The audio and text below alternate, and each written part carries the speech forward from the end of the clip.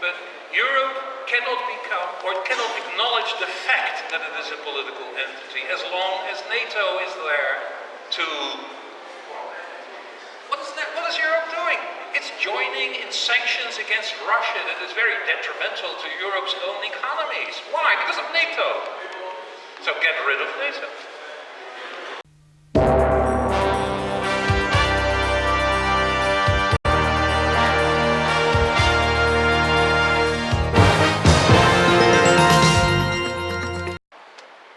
Alright, we are at the Maagdenhuis, the Virgin House. It's the occupied building of the Amsterdam University.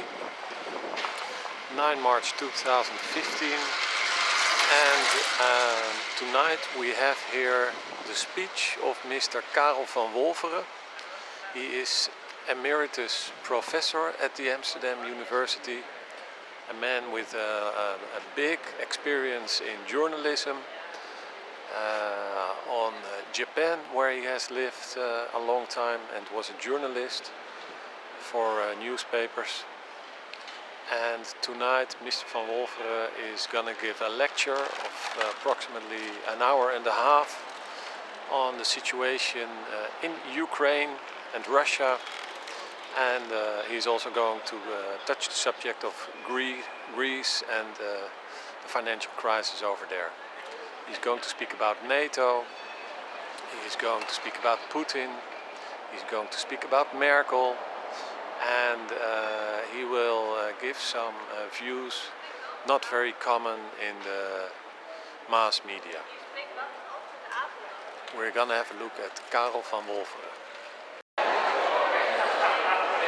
Okay, it's 9 March 2015 and we're going to listen to Karel van Wolferen. We are in the university, the occupied University of Amsterdam. Within the anarchist spirit of everything, the person who's going to introduce me, I can't find anywhere, and it's 6:30. We were supposed to be starting at 6:30. And I am not sufficiently anarchistic to let you wait any longer. This, I hope, is, if you don't hear me, if you can't understand me, just put up your hands and swing around. At some point later on in the proceedings, I will need something to drink, a bit of water. So maybe one of you can come and get me that. Now you all know the story. Talking about the existential crises of Europe at the moment. And they're pretty grave. You know the story. We have this struggle for freedom and democracy in the Ukraine. In November of 2013 it began, and there were a lot of demonstrations on the now famous Maidan Square in Kiev, and this went on and on and on and on, and then in February of last year, February 21st I think of last year, we had, yes, something happened there. The sitting president fled, a new government took over, but this was not to the liking of a lot of people in Ukraine living in the eastern parts, and they started fighting. And actually they started fighting because it was Putin, a madman in Russia. It was Putin who was encouraging to do so, and actually, in fact, was also guilty of invading Ukraine. That has begun a crisis in the Ukraine that is continued up till today. We have, in other words, a struggle for freedom and democracy, and we have Russian interference by a president who has dreams of once again enlarging the Russian Federation to fill it up to reach what used to be the borders of the former Soviet Union. That is the story that you read about regularly. A story of democracy versus tyranny. And also, more recently, we have heard that there is so much propaganda coming out of Moscow that it's necessary for Europe to fight back. And since very recently we have a European Endowment for Democracy, EED, to which the Dutch government has already donated €500,000. It's just to defeat all the propaganda that comes out of Moscow and propaganda that says that this is all untrue, what I've just been saying. All right, this is the official story. You get this story when you open the NRC Handelsblad, and you get this story most of the time when you look at the NOS commentary. You get the story all the time, almost every day, although there are ups and downs, of course, in the news value of it. Great story, except it collapses and it crumbles when you start using your common sense and when you do a bit of homework. What happened in February of last year was a coup d'etat in Kiev, a very clear coup d'etat. The movement in Kiev must have started as a genuine revolutionary movement of people who wanted less corruption and more democracy, and they also wanted to have a different kind of future, and they were thinking of Europe, joining Europe. And of course, some of them also wanted to join NATO. This revolutionary movement was hijacked. It's a very important point to remember. You've had a revolutionary movement that was hijacked. And what you see today has nothing to do with the original democracy movement of the Ukraine. It was hijacked by a bunch of people who partially remain unknown and partially have been identified as neo-Nazis. There's a very, very important Nazi and neo-Nazi element in it. It's also something that did not happen spontaneously. It is something that was helped along, instigated by what all the time, when you follow the mainstream media of Europe, what all the time remains the elephant in the room. People do not normally read about American involvement in any of this, except to comment on what Obama might be thinking about one thing or another, and whether or not Obama is giving Angela Merkel room to take initiatives for a peace initiative, and that sort of thing. What we actually have had is a very consistent effort by a number of groups in the United States to destabilize parts of what used to be the Eastern Europe, what used to be under the control of Moscow. This is done in different ways. One way that has been pretty effective is through the National Endowment of Democracy that is funded by Congress, and under the president, Karl Gershman, has for a very long time been trying to undermine the authority of the governments in these countries when the Soviet Union still existed. So, you know, the vassals of the Soviet Union, and they helped fund publications, publishing houses, and all manner of things to undermine and to discredit the vassals of the Soviet Union. Once the Soviet Union disappeared, and once these countries became free and joined Europe in a direct manner, these NGOs that were funded by the National Endowment of Democracy did not disappear. These institutions just continued, and they continue to subvert authority. Basically, that's what it is.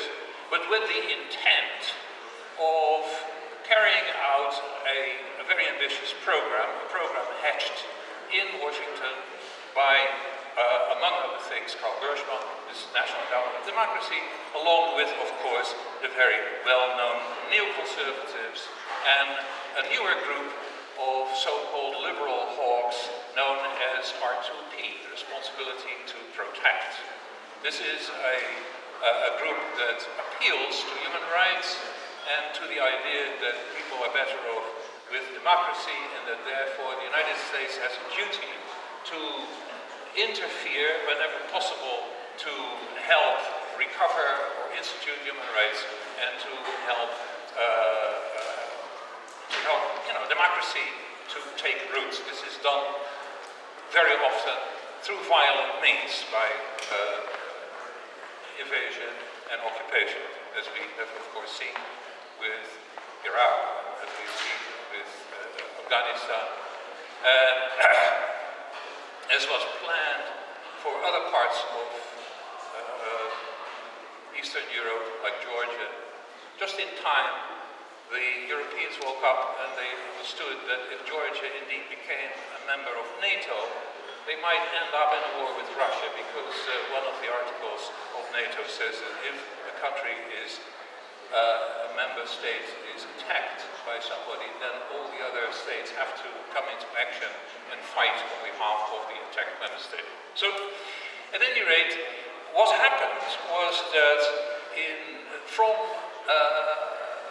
from February of last year onward, we had a situation that was very unstable, and of course also a situation where a number of Ukrainians, Russian-speaking Ukrainians living in the eastern part of the country, did not agree with the policies that were widely broadcast in the very beginning, just after the coup, that the Russian language would, at first it was said that it would be forbidden, then it was said that it would not be used as an official language on broadcasts and other official statements, etc., etc.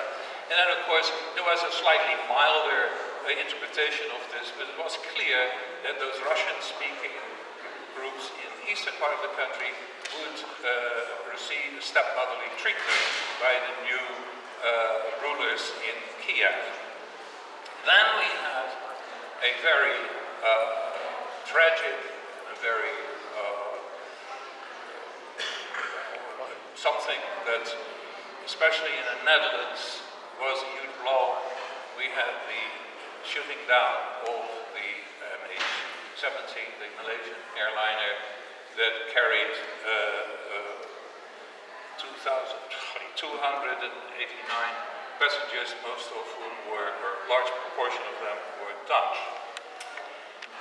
When that happened, you may remember, the Netherlands went into a fit of hysteria, and what we read in the newspapers and saw on TV was again a confirmation that Putin was almost certainly behind it, not quite sure, but almost certainly, because everything pointed to that.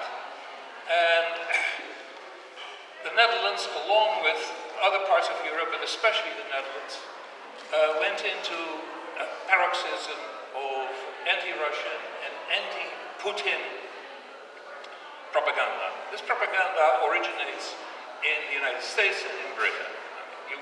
If you follow the news as brought to us by formerly reliable outfits like the New York Times or the Washington Post, the Financial Times, and even the Guardian, you expected something different, but even the Guardian, then you would get the story as I mentioned to you in the very beginning when I started speaking. What is the idea behind this? Well, the idea behind this is that these NGOs and think tanks that are at work in Eastern Europe and also in Moscow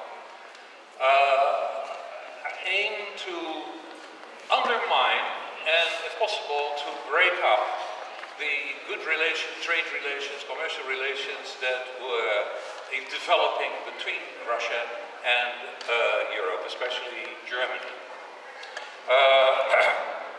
You must realize that something very big is happening, slowly, but it is happening. Russia and China are getting together, and in fact, the action in Ukraine has helped drive them together. I must also tell you a little bit about something that you probably have never heard about, and that is that on the other side of the Eurasian continent in East Asia, we had a Japanese government whose first cabinet was undermined and, in fact, overthrown also by, in fact, Hillary Clinton. What happened there? We had a first cabinet that replaced a de facto one-party democracy system. That new government had a manifesto that wanted to do a number of things, but most importantly established more political control over a relatively uncontrolled bureaucracy, not a politically controlled bureaucracy. But it also wanted to do something about Japan's foreign relations, and it began by being very friendly to Beijing. A very important person behind the scenes of this government, who should have been the first prime minister, but who also was, with the help of the United States, subject of a character assassination campaign, so he can only operate from behind the scenes. This person loaded a number of jumbo jets with authors, artists, politicians, etc., and flew them to different Asian towns for the improvement of people-to-people and party-to-party relations. This was, of course, seen in Washington, and the people who were dealing with East Asia, they underwent a sort of a collective, indigestion, shall we say. What happened was very predictable. In fact, I wrote about it. I was there at the time. It was happening right under my nose, and I knew the primary politicians involved in all this. And I wrote an article in one of the two important intellectual monthlies in Japan. They are as thick as telephone books, but they still cover the world rather seriously, and I predicted what would happen. That appeared in February of 2010, and in November of that year, the then Prime Minister who was overthrown told me he had read it, he agreed with everything, and he said it was the biggest mistake in my life. He had to make a decision, and he walked into a trap. In fact, he was overthrown. The Chinese knew this. There was a new China policy in Japan, in the works. There was an embryonic new policy, and all of a sudden, that's gone. So the Chinese, of course, they were aware for a much longer time that Washington didn't want to see Chinese influence grow much bigger, and the United States has made it very clear that they wanted to continue to be the main power in the Pacific, also in the Western Pacific, which of course is an area where you would expect the most important economic country, China, to have some influence. So you see that on both sides of the Eurasian continent, we have overthrown government, and we have attempts to isolate one side Russia and the other side China. And so they were already becoming friendly, but this has driven them ever closer to each other's arms. And it is important to realize this because of what they are planning, and what they are planning is now more intensive plans. They got together with an organization known as the BRICS, because Brazil and India and South Africa are also included, and they had a most recent meeting they had was in Brazil, where they decided to set up a global bank as a competitor to, or at least an alternative to, the World Bank.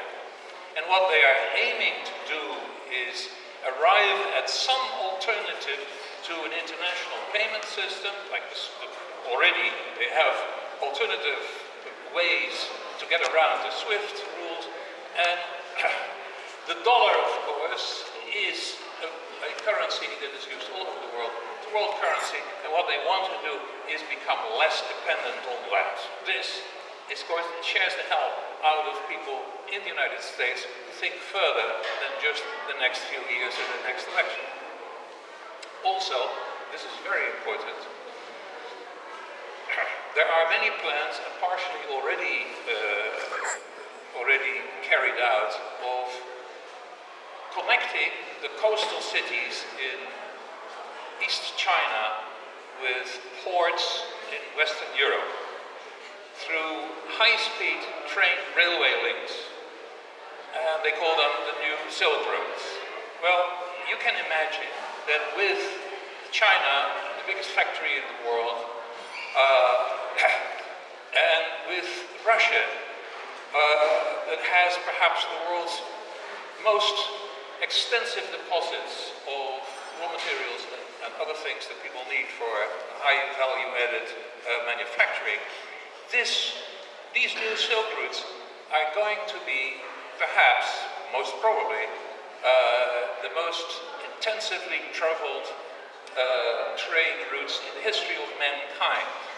And all this is happening outside the perimeter of what America can oversee directly. So it is outside what the United States can directly influence. But now it's trying to influence it by putting a stop to the improvement of relations between, or the development of relations between especially Germany and Russia.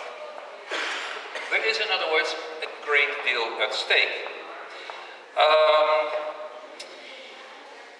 We get a description all the time of Putin as a kind of madman who we can't, of course we can't trust him, but also it's unclear what he really wants. If you read the editorials in also some of the better magazines and routine editorials published by Brookings and so on, editorials in the Financial Times, not to speak of The Economist.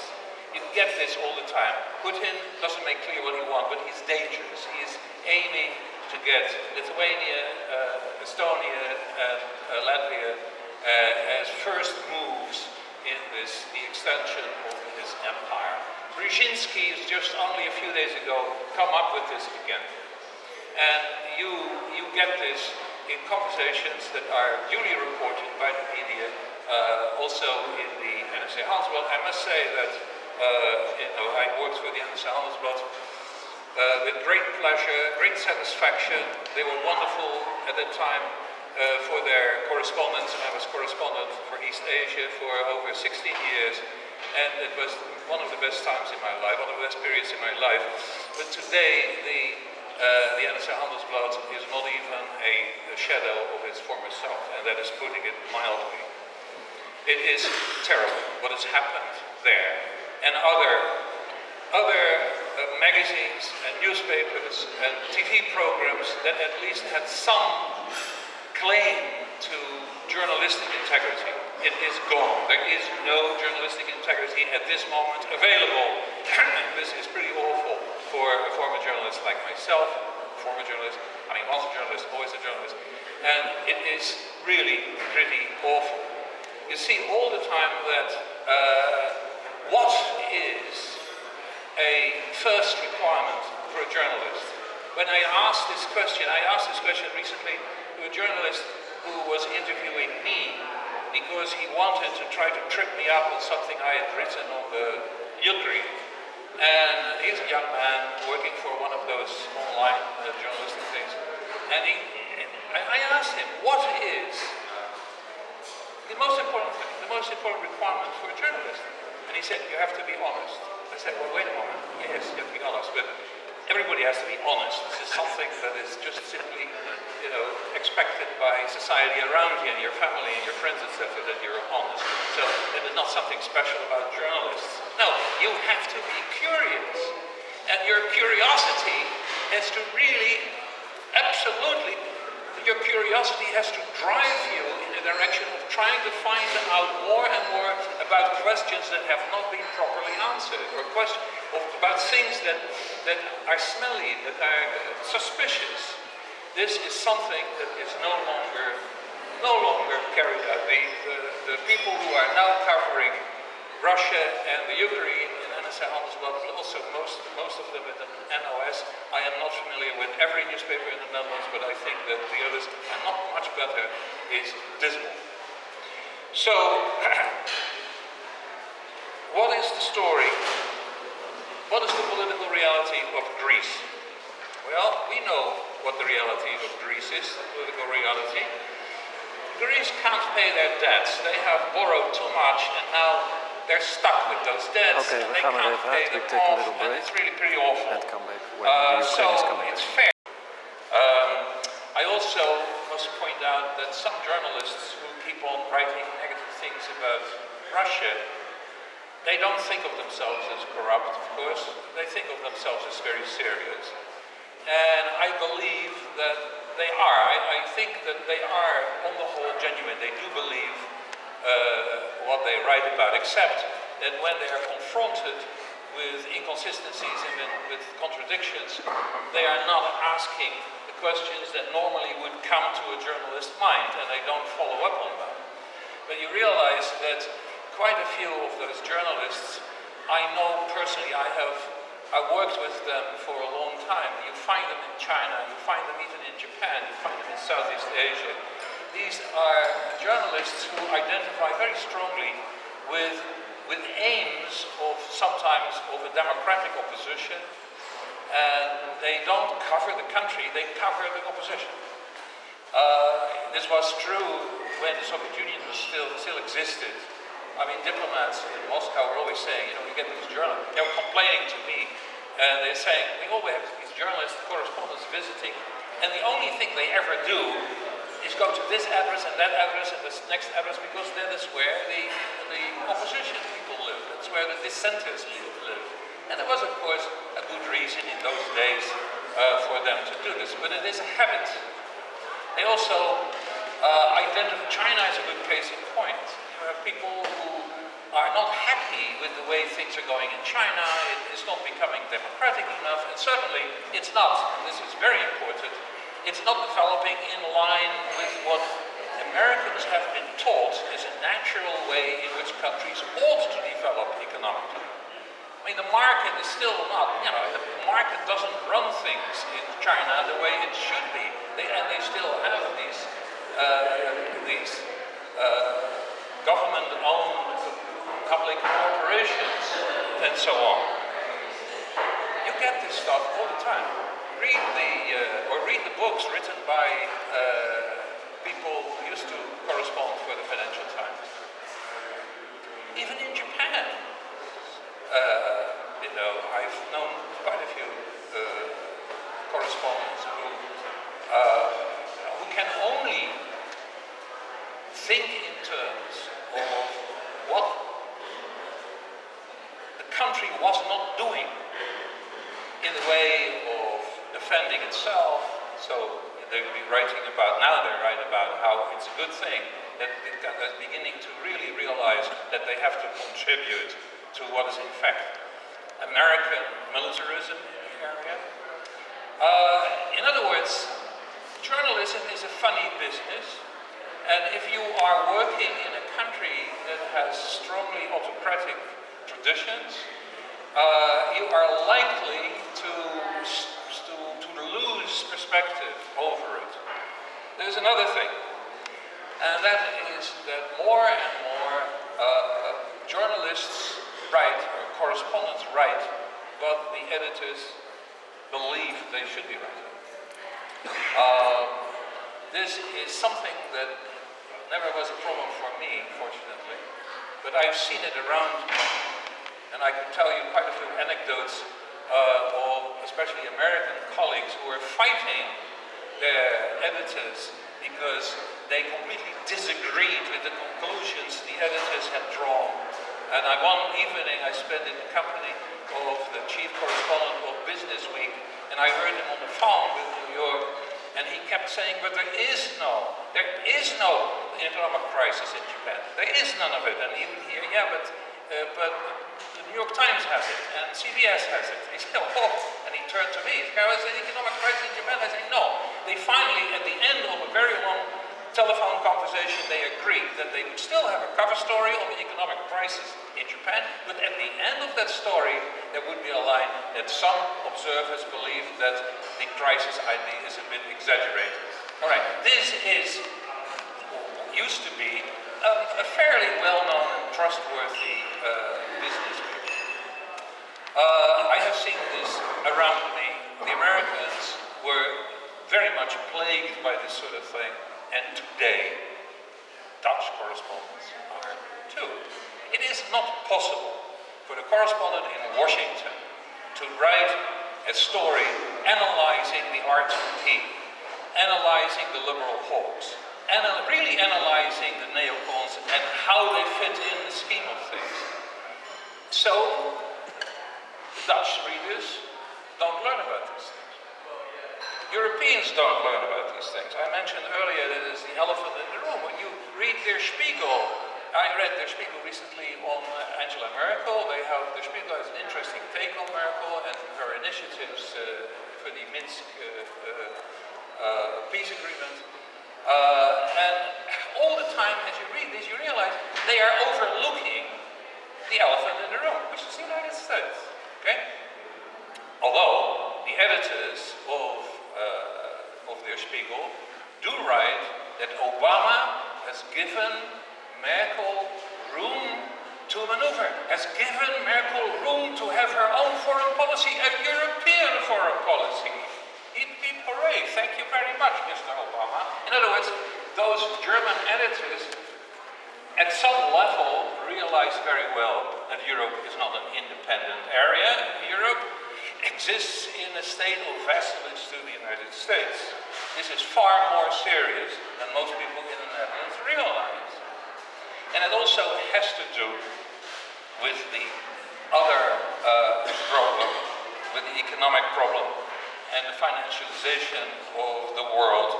These things are connected. Europe was vulnerable to a neoliberal takeover because as Europe became more integrated as a custom union and as an open market, Europe did not develop the political institutions that were necessary to cope with the political problems that followed from such integration.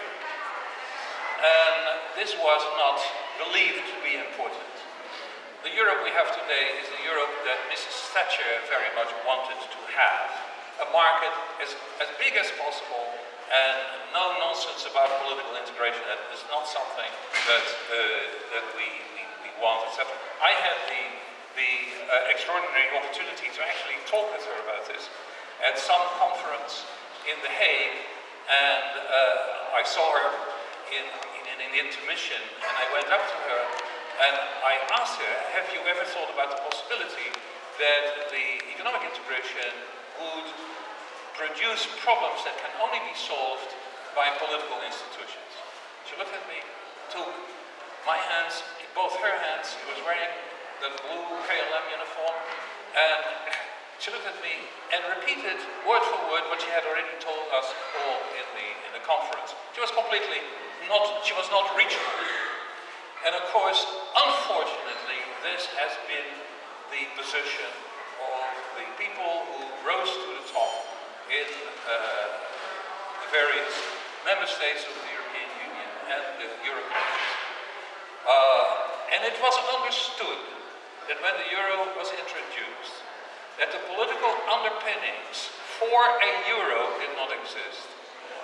The original architects of the European Union knew very well that this was an emptiness where something had to be filled in, that there had to be institutions to ensure that a currency would also have a genuine central bank, a genuine lender of last resort, and so on and so on. And they thought, they believed, that this filling in of what was lacking would come automatically when the time was there and when it was felt that it was urgently necessary. Well, that time came in 2008 and right after that, and we know what happened. It was not acted on. By then, we have a troika that is not competent to carry out the task that has been assigned to it. It also, and this is very important to realize, is a revolving door. You have top people from one organization moving to the tops of other organizations. Mario Draghi, who is the head of the ECB, the European Central Bank, you know what he was before he became the head of the European Bank? He was the head of the foreign, or I believe the European arm of Goldman Sachs. You know, Goldman Sachs is actually also has played a fraudulent role in helping Greece to hide the kind of things that they wanted to hide in order to be able to borrow money. And then afterwards, it's so much, the fraud goes so deep that you get depressed as you read about it, and you read about it more, you get more depressed. So I keep forgetting the details about these things. Also, when you want to write about it, they're quickly located. We have a revolving door, we have an elite that that sort of creates its own successes, and it doesn't want to face reality. It's living in a dream world, and its friends and companions prosper by it. Of course, the best example of this is in the United States itself, where you can't be elected to higher office unless you have sold yourself to some industrial or corporate grouping. It's a little bit different in Europe, but here in Europe, a similar thing happens, partly because of naivete, and partly because, yes, I think partly because of an understanding that once you retire from your government position, there is lots of money to be made in the private sector. And you make sure that you don't place yourself outside the realm where this is possible. All right, we have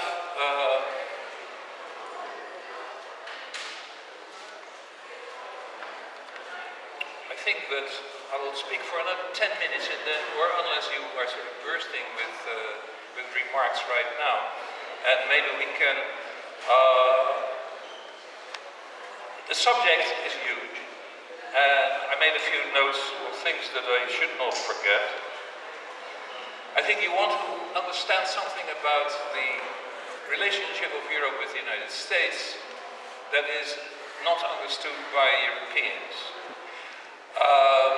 The United States is addicted to enemies. Enemies are necessary. There's a combination there. You have soul superpower psychosis, the idea that as the only superpower you can really do everything you want, and you can bully the rest of the world into submission, and you have this military idea of full spectrum dominance, which also, of course, reflects on the diplomats. The State Department today is very different from the State Department as I used to know it when I covered a large part of East Asia, and I was meeting these people all the time. During the Cold War, it was clear what your political bona fides were by your position vis-a-vis the enemy. You had to make sure that the opposition, especially if you were a Democrat and you had potential Republican opposition, could never say, you know, you were a commie lover or something like that. You couldn't be soft on communism. And so, this was a very important thing. If you do not want to concern yourself, if you are a politician, you have a political role to play on almost any level, and you have to deal with intangible problems and intractable problems, crime, poverty, and so on. What you then do is to create issues that you can be sure about, that you can demonstrate that you're on the side of the angels. And an enemy, and having an enemy is beautiful for this. Well, this situation also intertwines with another thing, and that is you have a Keynesian engine running underneath the American economy of military spending. And of course, we're familiar with the warning that Eisenhower, at his last address to the nation on TV, warned the American public against the so-called military-industrial complex. Originally, he had military-industrial congressional complex because Congress was very much a very important part of it. This is an institution that Reischauer already identified as something that had the power to undo American democracy.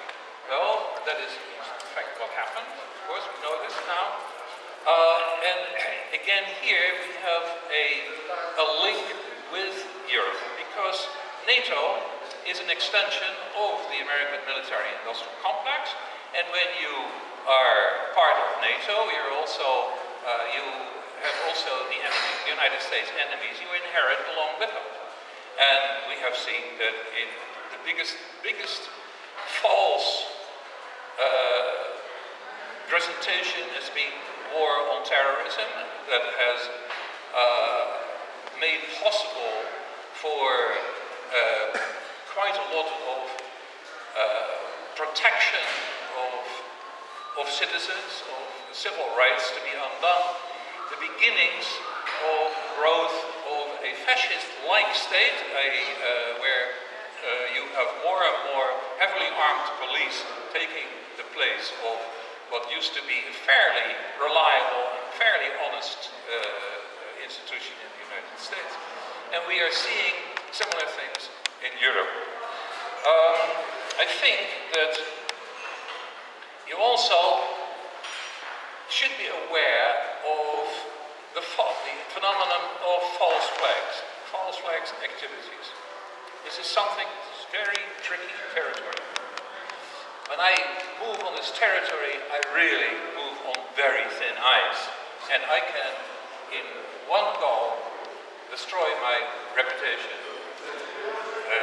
I think I've already done it, but I think that a journalist asking questions that are uncomfortable about certain big things that have happened is in danger of losing so-called credibility. If he is so curious about something, and if he is so curious about unanswered questions that he continues to ask them, he may lose his job because he loses credibility. Why? Because he will be pinpointed as a conspiracy theorist. All right. Few of you are old enough to remember a time when the word conspiracy was a perfectly normal, perfectly acceptable word. The police believed in them, and we were all allowed to believe in conspiracies. We knew they existed. We read detective novels, we saw films, we saw lots of conspiracies. So the idea of conspiracy is perfectly normal. Today, it's not. The idea of conspiracy theory has been weaponized, as it is called. It is used as a weapon. This began, I think that you can trace it back to the Kennedy murder. Kennedy, when you questioned the sole gunman hypothesis of, not hypothesis, the explanation of the Warren report of the murder, Kennedy's murder, you were a conspiracy theorist. And of course, since then, there have been plenty of cases. So, all right, I opened the NRC Handelsblad. I just stick with the NRC all the time because I don't subscribe to the Volkskrant. But here on page, what is it? Page C8, media, the date is somewhere here. We have a member of the editing staff, Sheila Kammerman, and she has interviewed two professors professors of political science, who study this very strange phenomenon of a public that believes in conspiracies. And of course he brings in, and probably that is why the article was printed to begin with, probably brings in this whole Hebdo, remember the Just Be Charlie thing, Hebdo murder, the mass murder of Charlie Hebdo. That was of course also an inside job. This is what conspiracists say. In order to diffuse conspiracy theories, and she's done it up with yellow underlinings and red arrows to all the crazies in the world, like for example that Obama was not born in the United States, so you have the birth conspiracy. He's not born in the United States, he shouldn't be president. And other well-known things, Zionistic plot, the protocols of the elders of Zion always brought into this, in books about the subject, and there have been quite a few by now. The people are mocked because they believe in the same kind of things as the conspiracy theory that the moon landing was actually made in a TV studio and that the actual moon landing never took place, and so on and so on. And here she is bringing in also that some people believe that the Earth is ruled by extraterrestrial reptiles. So, why should we believe in Charlie Hebdo? It's just like believing in extraterrestrial reptiles, right? No. I think here we have a good example of somebody who is mocking you as a journalist, making you feel guilty for being curious, and it helps. In the United States, it's absolutely, totally effective. You cannot continue as a journalist, not in the mainstream media. You can go underground and do this internet-based summit stuff, but you cannot ask questions. I ask questions. I would want to know why the police, the inspector in Lyon, who was in charge of the two guys who were shot dead before they could say anything, and who were branded as the culprits of the Charlie Hebdo murders, that as he is writing his report, at night, when he is writing his report, he shoots himself in the back of his head with his wrong hand, because they knew that he always used the other hand with his, on the shooting range. Questions. We won't even read about this inspector in most of the mainstream media anyway. Such questions are not being asked. What you do have is an outpouring of his hysteria. What you do have are people going crazy with Just Be Charlie and talking about freedom of expression. My God, freedom of expression. You know what would happen to me if I go out and I would talk to a bunch of editors in a way that I've just talked to you? That's freedom of expression. I think that at this point I should stop and take the opportunity to go further into some of these points led by your questions or remarks.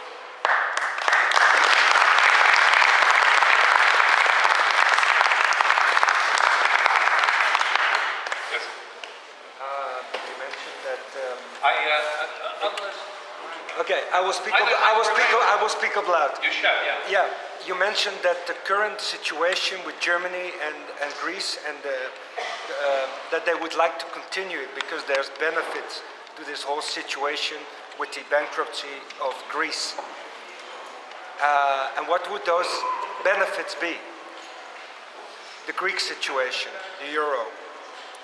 They're not benefits, of course, to the Greeks or the Germans at large. They are benefits to people who profit from the way in which things have moved in Greece. There's lots of money made of these scandals, of this misery. So Also, I think we are dealing here with something that deserves a little bit more. It's a matter of legitimacy. The Troika is not legitimate because of any democratic mechanism. And it's not legitimate because of the idea that it knows what it's doing, because of the idea of superior knowledge about what they are tackling, right? People don't believe that anymore. I think that the belief in the Troika is really, in Europe, it's sunk to a very, very low level. So if the Troika gives in, if the Troika were to say to Varoufakis, okay, and the cities of government, yes, okay, let's do what you propose to do. If they did that, they would have two problems. One was that they almost concede that what they have been doing is very wrong. And so that their legitimacy, the sort of a semblance of legitimacy dissolves. Also, if they do this, then the Spanish and the Portuguese, the Italians, perhaps even the Irish are going to want the same thing. And that is the end of a whole top layer of political figures in these countries. Okay? So they benefit from that. Can I give some specific answers to this question?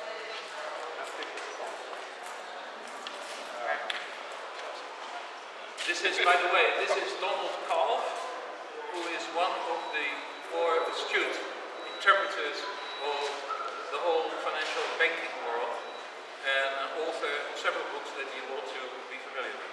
Okay, that's very flattering. Thank you, Carl. Now, in specific terms, the benefits have been enormous of the crisis. I'm not suggesting that it was by design, but it is adding insult to injury that we know now that the exchange rate of the euro remained fairly low as a result of the Greek crisis, which was, of course, of great benefit to Germany running a structural surplus. That is one. Then Western Europeans and Mr. Dijsselbloem benefited greatly from the much maligned speculators who took their money and put it in so-called safe havens. So what it means in terms of the Dutch surplus is boasting about is tremendous. And then there is minor stuff, the fact that hundreds of thousands of very bright and energetic people are flowing into Germany and the Netherlands, where skills are in short supply, is most interesting. Not to speak of the tremendous business opportunities that are presently captured by Western European companies buying Southern European companies at cheap. So I'm not saying that this will continue, but the benefits have been most impressive. Thanks, Donald, for giving me the opportunity to... yes, you had your hands up, and you had your hands up, and you. So let's start with you. And you. You don't have permission to film. There was a banker, a central banker, I think he was working for the Dutch Central Bank, and his name was Hungarian, difficult name, I don't remember him, but when the European Monetary Union was funded, he strongly protested against it because Greece and Italy were not fit to join, because their administration was a mess. Right. Can you explain why they were still accepted? Yes, there was a movement to stop even Italy. They didn't think Italy was quite up to it. But people who believed in the saving power of markets, people who were, who really subscribed to this idea that the more market you have, the better, they won over, and also realized that this was happening at the same time when advocates that wanted a deeper Europe rather than a wider Europe, but a deeper Europe in the sense of more political underpinnings, that was something that could be defeated. That movement could be defeated by the pro-market people. I don't have in the back of my head the actual, the chronology of what happened to let Greece in. But I think it's, on the whole, was a matter of people that were enamored with the idea of a Europe that should become as large a market as possible. And you realize, of course, that the market has little to do with it. What we are talking about is corporate power. It's not a market. I mean, the corporations, they rely on rents rather than on profits, sure. But what we have, neoliberalism is supposedly about markets winning over states. But what it, in fact it does, it is corporations that have inserted themselves between the citizen and the state. So the states are weakened, or rather, the states are made party of it. So they are, you can say that these corporations have swallowed the state. You can also say that the state has incorporated corporations and they sort of jointly work it all, and the citizen is left standing without political representation. Because the political parties, explain again, the political parties do not represent the citizen. And we have other institutions that used to represent citizens, like unions, like churches, like other things, and they have very much diminished in influence and in importance. So what you see is very interesting. I mean, the political scientists who are studying stupid people believing in conspiracy theory ought to be studying this sort of thing. I could make a whole list of potential PhD dissertations that people should be writing, because it is a very interesting world we live in. Yeah. I can't hear you. Sorry, because my English is not too much. Go ahead anyway. I want to complete your last idea about the conspiracy theories, because there are a lot of information in internet and a lot of documentaries, and when you talk about the United States wants to create an enemy, there are a documentary that its name is The Power of Nightmares, of one journalist that talk about how United States create the enemy of the terrorists on the world, for go to the different countries and take the resources of oil and make the people be afraid and make more control, make policies of control. And here in Holland there is also a group that works here and was created for the Prince of Holland, Bernard, and his name is Bilderberg. I don't know if you know. I think that, let me stop you right there. You have to be careful about something that I want to address right now. What I'm talking about, these two crises, these two issues that are interrelated and that are really talked about a great deal, that's internet-based underground media, shall we say. But there's not a good, generally accepted name for them. You have a lot of old leftism that's there. And interestingly enough, some of the better analysis come from what used to be considered right-wing. Left and right have ceased to exist in this new world that we live in now. It's not really been very useful again. I tell you something, I was listening also by accident, I was listening to an interview on Democracy Now!, this well-known American TV channel, of Noam Chomsky. Well, Noam Chomsky is probably the best-known icon of the American left, right?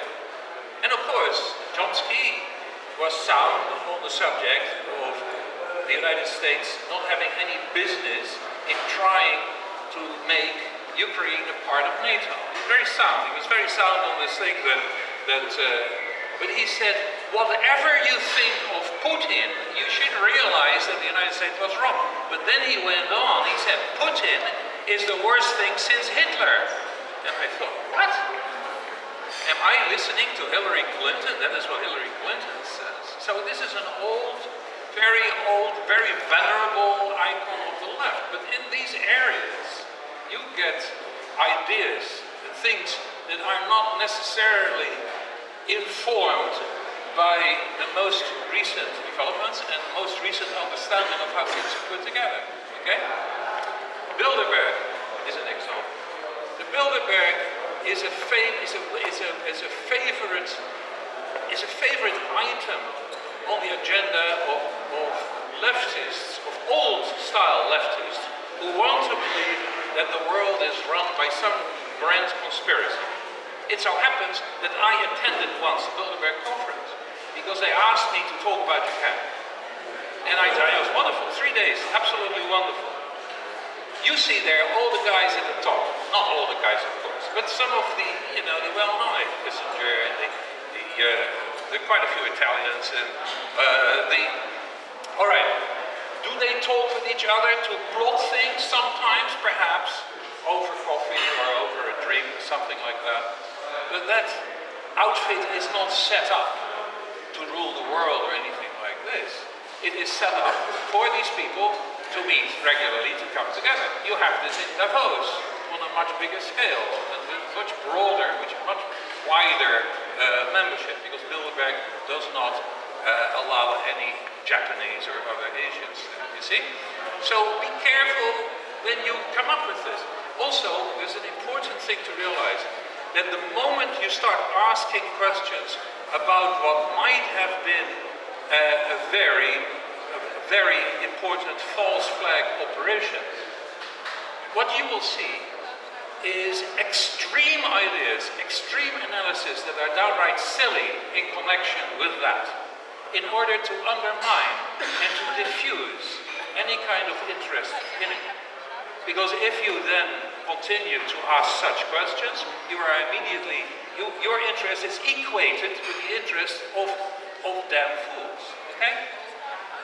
You have Kassenstein, who is the husband of Samantha Power, who was the most important person in the Obama kitchen cabinet, shall we say, pushing for an invasion or pushing for the overthrow of Gaddafi in Libya. And Kassenstein, she is married to, is a very interesting character because he knows this very well. And he's actually written about this. He's written articles which show that he leaves open the possibility that some of those important false flag operations, like 9/11, that they can be the ideas about it can be counterbalanced by purposely injecting groups of people who publicize these things with people who will make absurd claims so as to devalue the very questioning that takes place. Attacking Bilderberg is one example of that. I come across it all the time. Yes? What do you advise? What do you advise activists and concerned citizens to do? What is the best strategy to fight what is going on? Advise activists what to do? Yeah. Concerned Citizens, but what is? Well, we are talking about lack of knowledge, lack of sufficient understanding of what's happening in the United States, which is what I've only briefly mentioned a few things. We're talking about things that do not appear in the media. If you want to build up a grassroots movement to do something about that, you try to get together people who, because of their work, because of their interests, are logical people you want to talk with, you want to talk to. I once, about maybe 8 years ago or so, or 10 years ago, I was asked to join a huge conference of high school teachers. And people asked me, what group of high school teachers would you like to talk with and discuss things with? And I thought, like let's say history teachers. And I was amazed. I was amazed at the level of sophistication. I was amazed at their curiosity. I was amazed at their understanding, lots of understanding. Of course, this was in a time quite long before these recent things that I'm talking about were happening. But I thought then, if I wanted to start something in the Netherlands, some sort of action somewhere, I would explore the possibility of finding history teachers with a network of other history teachers and getting together with them and forming something of it, because they are obviously interested in current affairs. They obviously have some stuff in the back of their minds that connects what happens today with what's happened in the past, and I don't have to say anymore. So this is one thing, and of course you certainly, I think, should bombard editors with letters saying, look, isn't it time for you guys to wake up and start asking important questions about this, that, and the other, and stop with these avalanches of propaganda. I have sort of the same question, what should we do? Yeah. But not for activists. You describe very well the existential crisis Europe is in. You say that it would help if Europe would unite strong. Not only financially, economically, but also politically and maybe even militarily. Well, just to get a little bit further you have to, from the US. Well, of course, you are in a position where, I didn't go into this, but NATO is the world's most dangerous organization. It does a lot of things. I mean, without NATO, there wouldn't be a Ukraine crisis. Without NATO, there wouldn't be talk about even possibly a nuclear confrontation with Russia. Imagine, it's insane to even be for 1 second thinking about these things in that way, and yet you read it in headlines.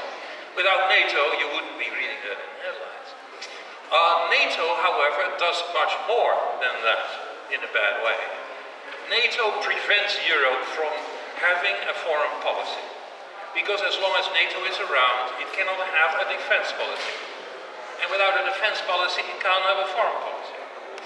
And it's worse than that, because NATO has helped keep, but it has been a very important help, keep the political elites of Europe in a geopolitical kindergarten.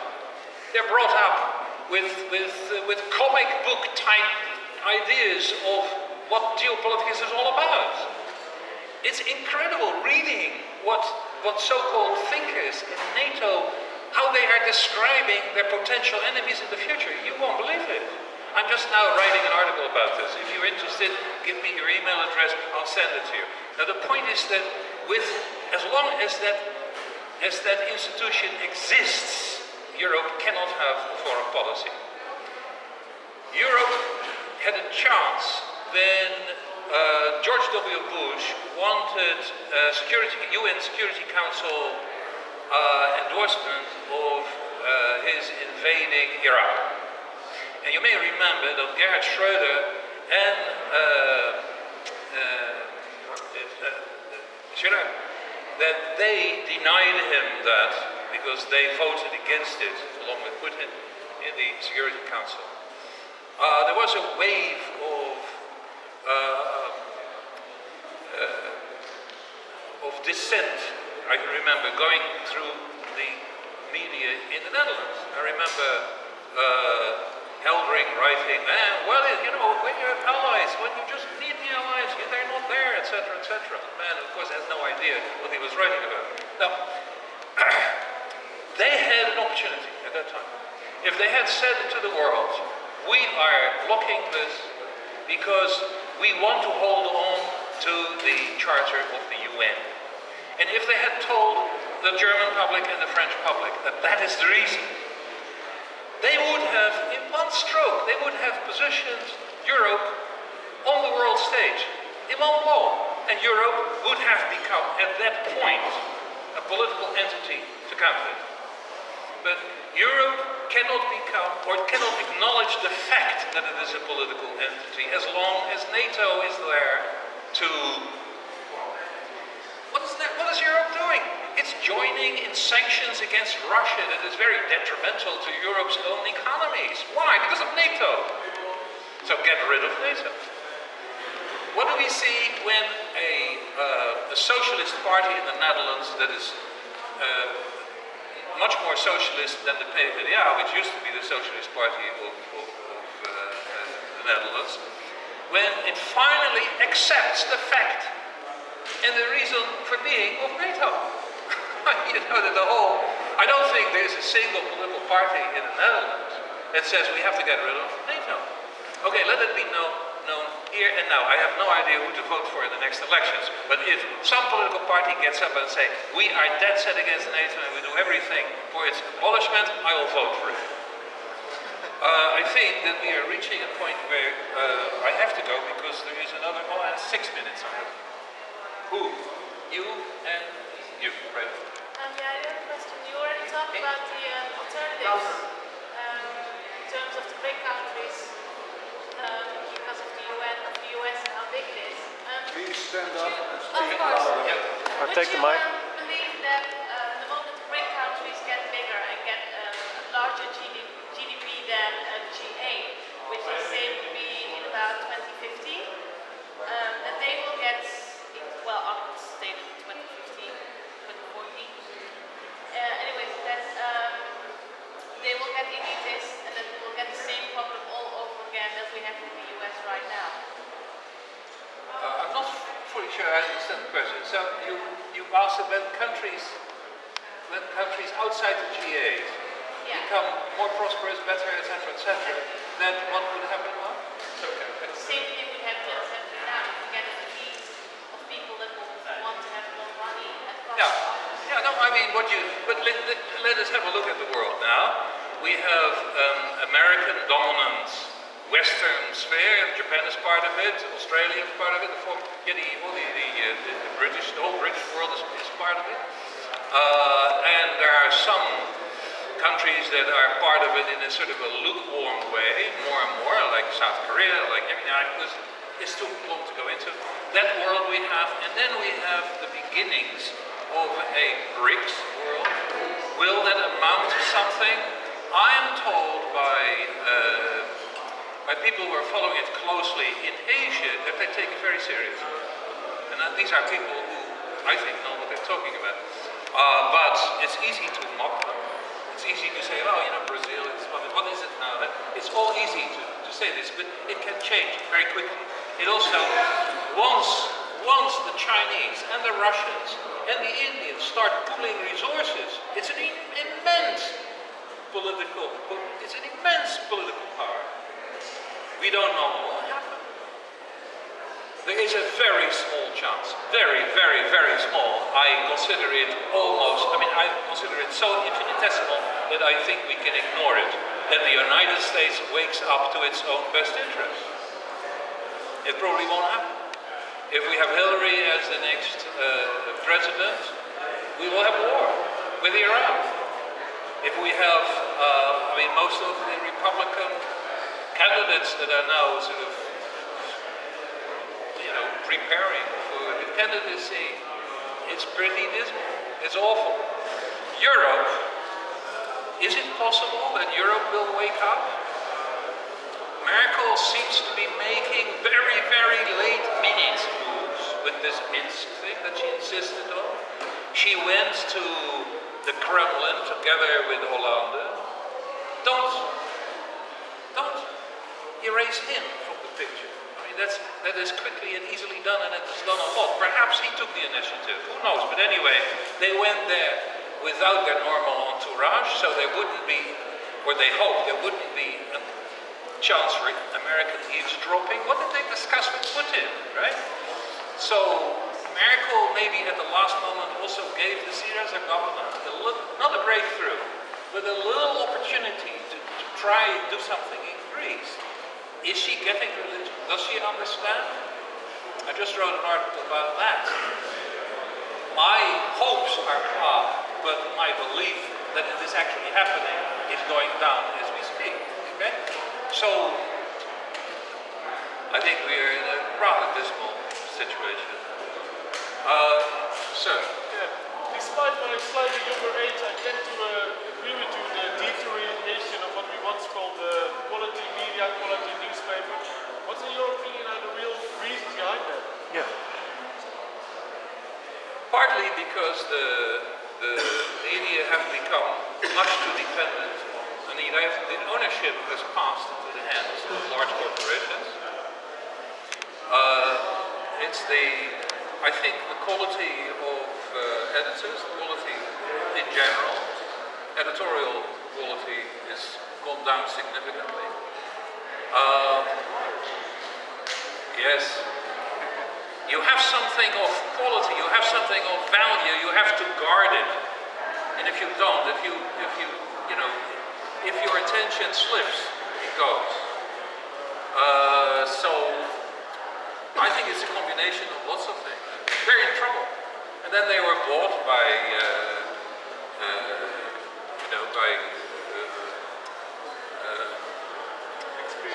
what do you call them?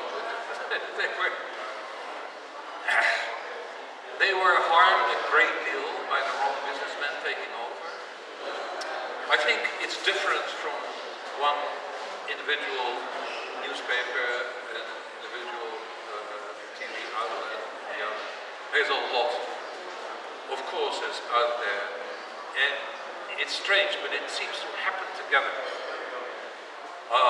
And today, if you want to survive in print media, it's very difficult. You know that in Japan, I publish a lot in Japan, the Japanese magazine market is now 1/3 the volume of what it used to be when I started doing this a quarter century ago. And I publish about one book a year in Japan. I have until now. But my most recent book only starts with the first printing of 10, maybe 12,000 copies. And it used to be 30 or 40,000.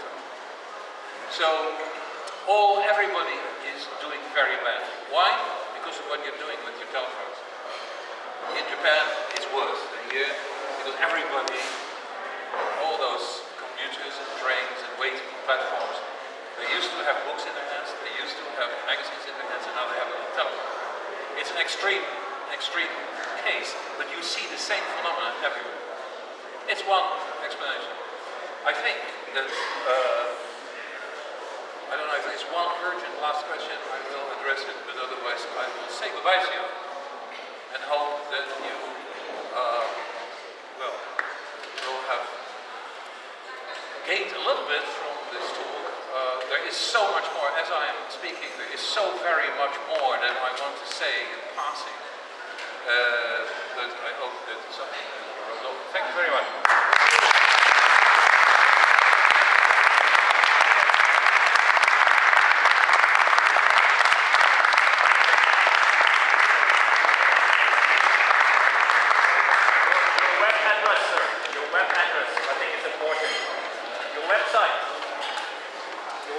Oh yeah, I have a website. Yeah.